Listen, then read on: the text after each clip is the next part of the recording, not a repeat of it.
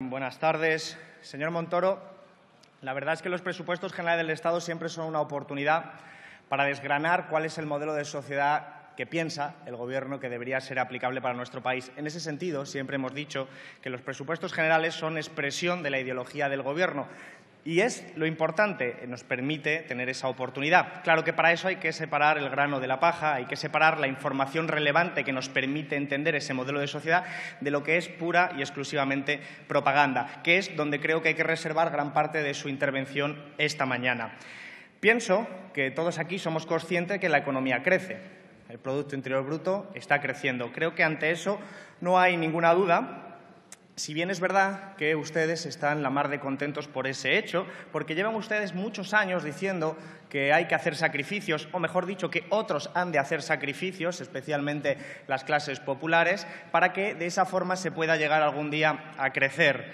En realidad, ustedes lo que están intentando transmitir es que creen, fe mediante, que hay una suerte de efecto goteo que permite que cuando se consigue el crecimiento, al final acaba llegando al conjunto de la sociedad.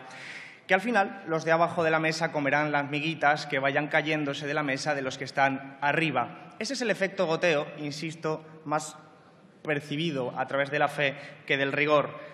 Ustedes, en realidad, se han comportado siempre como los antiguos mayas, exigiendo sacrificios para que lloviese sin que hubiera ni mediara ningún vínculo de causalidad que explicara cómo llevaba una cosa a la otra. Y por eso, cuando intentamos ser rigurosos y ver qué modelo de sociedad están ustedes planteando, necesitamos ver qué es lo que está ocurriendo en nuestra sociedad.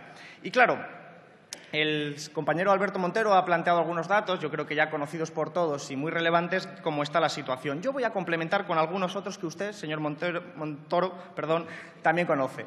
Hay en nuestro país 1,3 millones de personas que viven en hogares sin ningún tipo de ingreso, Hay también 20 millones de personas que, por ejemplo, cada año no pueden permitirse ni siquiera una semana de vacaciones al año. Acabamos de pasar Semana Santa, 20 millones de personas no han podido irse de vacaciones. Otras 20 millones de personas no pueden afrontar gastos imprevistos. Yo no sé si a usted, señor Montoro, se le ha roto alguna vez la tele en casa, la nevera o un ordenador. Pues hay 20 millones de personas en que si le ocurriera esa contingencia no pueden afrontar ese gasto.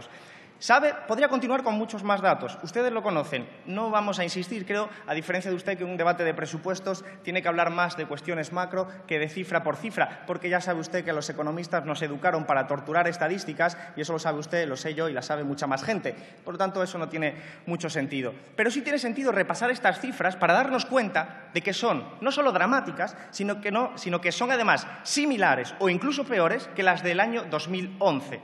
Y eso expresa una pregunta: ¿dónde está el efecto goteo? ¿Dónde está para toda esta ciudadanía, para las clases populares de nuestro país, el beneficio del que ustedes hacen gala continuamente? La propaganda del crecimiento económico. ¿Cómo es posible que esto suceda? Que haya una población, una parte creciente de nuestra población estancada que no recibe ese crecimiento económico.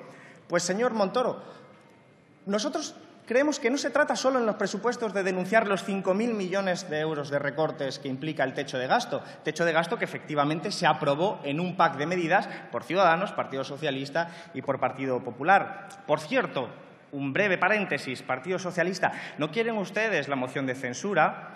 ¿No quieren ustedes explorar la posibilidad de un gobierno alternativo? Pactaron 8 reales decretos fundamentales para que la política del Partido Popular siguiera adelante. Fueron ustedes responsables de que Mariano Rajoy sea presidente y han dicho ustedes, al mismo tiempo que todo eso, que van a ser implacables con el Partido Popular. Yo lo cierto es que no sé cuál es el nivel de miedo que tiene que tener el Partido Popular, pero sí les voy a decir una cosa. Creo que lo que han dicho ustedes hoy suena bien, pero lo que le tenemos que pedir es que conviertan las palabras en hechos, porque entonces, si no, cometemos el error de decir en campaña que no y después convertirlo en un sí. Y ese techo de gasto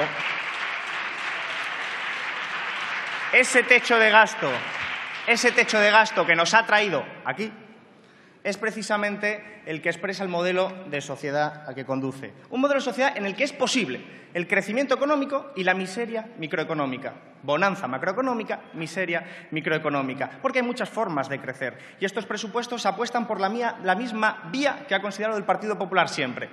Competir por la vía de los bajos salarios. Ese es el modelo de sociedad por el que apuesta el Partido Popular. Sustituir un modelo de crecimiento basado en el endeudamiento privado, como bien ha dicho usted esta mañana, por un modelo de bajos salarios.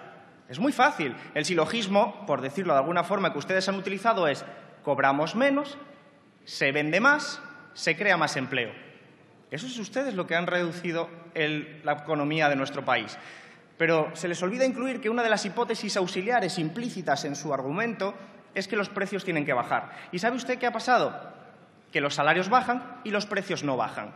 ¿Y qué ocurre cuando eso sucede? Que lo que se incrementa, y esto es pura contabilidad, son los márgenes de beneficio de las grandes empresas. Eso significa y eso explica muy bien cómo el peso de los salarios en la renta ha ido menguando sistemáticamente desde hace no años, décadas en nuestro país, por apostar por un modelo de crecimiento verdaderamente terrible, donde la clave son las reformas laborales. Las reformas laborales, en plural, la del 2012, la del 2010, porque siguen el mismo camino cualitativo de reducir el poder de los sindicatos, el poder de la negociación colectiva. Y, señor Montoro, explíquenos a nosotros a la sociedad, cómo es posible que en un sector, por ejemplo, como el de la hostelería, las camareras de piso, estén cobrando unos cuantos euros por hora como resultado de las externalizaciones en un sector en el que, precisamente, ustedes salen a decir que es uno de los sectores bollantes de la economía y que están expresando el camino del Partido Popular para España. Es cierto que el turismo ha sido un motor fundamental de nuestra economía, nadie lo va a dudar, pero explíquenos entonces, si ese sector no ha estado en crisis, cómo es posible que quienes antes trabajaban por unos salarios más o menos decentes, siempre criticables, pero más o menos decentes, ahora tengan que estar con unas empresas externalizadas cobrando un par de euros a la hora. Esto es el camino de las reformas laborales, es el camino de sus presupuestos generales del Estado. Creo que esta política, la de bajar salarios para crecer económicamente, explica que hay una parte de la población que se está viendo beneficiada. Las grandes empresas, las empresas que se han beneficiado de las privatizaciones, las empresas que se benefician de las externalizaciones, en fin, una serie de redes de intermediarios empresariales que se benefician de todos estos procesos, reformas laborales, presupuestos generales del Estado que implican recortes, etcétera. Pero conducen al mismo tiempo no solo a un incremento brutal de la desigualdad, sino también a la generación de enormes contradicciones. Enormes contradicciones porque no es posible sostener un país en el que la mayoría de la población se queda atrás, se queda fuera, se queda excluida, se queda marginada de los índices macroeconómicos. Por eso no creo que sea una buena noticia decir que el crecimiento económico es alto. No, porque eso es una cifra. Y tenemos que vincularlos con las personas. Y, por lo tanto, como hay muchas formas diferentes de crecer, hay que entrar en el detalle de esos números. Por eso hemos dicho nosotros y nosotras, desde nuestro grupo de Unidos Podemos, que en realidad ustedes no representan al pueblo español. Y ustedes se lo toman a mal. Lo entiendo, es legítimo. Pero nosotros lo fundamentamos. Es que resulta que con estos presupuestos generales del Estado, con estos recortes, con esas reformas laborales, con las privatizaciones, más que privatizaciones, vamos a decir expolios, como en el caso de AENA, con los recortes en partidas fundamentales como la de violencia machista, en sanidad, en educación, los incrementos del señor Trump para que defensa se vaya también por las nubes. Es decir, al examinar el conjunto, viéndolo de forma integral, los presupuestos, ustedes están beneficiando solo a unas pocas personas de nuestro país. Y el reflejo concreto son operaciones como las que usted es tan orgulloso, aunque a veces le cueste tanto decirlo, como la amnistía fiscal. La amnistía fiscal es el resumen más claro de cómo este Gobierno, que es el mismo Gobierno al fin y al cabo, protege a delincuentes, introduce un sesgo y un incentivo perversísimo a términos morales, que es: puedes delinquir, pero si eres millonario te podemos perdonar. Mientras que si tú eres al fin y al cabo una persona con pocos recursos, la ley caerá brutalmente sobre ti. Señor Montoro, estos son los sextos presupuestos que yo tengo oportunidad de debatir con usted. En todos los presupuestos hemos mantenido coherencia. En este no va a ser menos. Cuando usted ha subido los impuestos de mala gana, y lo ha hecho, además, subiendo los impuestos directos, se lo hemos reconocido, a diferencia de otros grupos, y usted ha llegado a reconocer ese hecho. Pues bien, ahora tenemos que decirle a usted, señor Montoro, que parece un antisistema. Si por sistema entendemos el artículo 31 de la Constitución española, que dice que el sistema fiscal debe ser progresivo, porque sus continuas reformas fiscales en conjunto conducen a un sistema en el que los impuestos directos pierden peso y lo ganan los impuestos indirectos. Y usted sabe, señor Montoro, que su familia paga los mismos impuestos indirectos que la familia de un gran magnate español, que la familia de cualquier persona desempleada en nuestro país. Y por eso son más injustos. Y usted, en conjunto, está subiendo esos impuestos indirectos y está reduciendo el peso de los impuestos directos. En definitiva, está haciendo nuestro sistema más regresivo. Está yendo contra el espíritu y la letra de la propia Constitución española, en la que se parapetan tantas veces. Por eso son ustedes unos antisistema. Y a ustedes les gusta también encorsetar las finanzas para aplicar su propia política, que ofrecen como una política tecnocrática neutral cuando es profundamente ideológica. Por eso modificaron la Constitución, el artículo 135, incluyeron la Ley de Estabilidad Presupuestaria, crearon una autoridad de responsabilidad fiscal, han aplicado una serie de leyes para encorsetar las finanzas públicas. Muy bien, es su opción, estamos en contra.